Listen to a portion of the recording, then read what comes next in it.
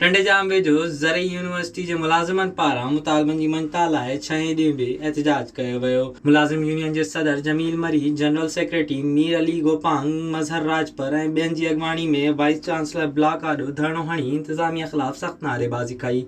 इन मौक़े ते अॻवान ख़िताब कंदे चयो त मुलाज़िमनि जी 7.5% डिफरेंस ॾियारण लाइ ऐं ॿियनि मसइलनि जे हल लाइ केतिराई भेरा यूनिवर्सिटी इंतिज़ामिया सां ॻाल्हियूं कयूं आहिनि, जंहिं ते इंतिज़ामिया 15 अक्टूबर ताईं मुलाज़िमनि जा मसइला हल करण जी ख़ातिरी कराई हुई। हुननि चयो त इंतिज़ामिया मुलाज़िमनि जा मसइला हल करण लाइ संजीदा नाहे, तंहिं करे एहतजाज शुरू कयो वियो आहे। एहतजाज कंदड़नि घुर कई त मुलाज़िमनि जा समूरा जाइज़ मसइला तुरत हल कया वञनि, ॿी सूरत में एहतजाज जारी रहंदो। ॿी तरफ़ अणवणंदड़ वाक़िए खे मुंहुं ॾियण लाइ यूनिवर्सिटी इंतिज़ामिया रेंजर्स जी नफ़री तलब करे वाइस चांसलर सेक्रेटेरिएट अॻियां मुक़ररु कई छॾी आहे।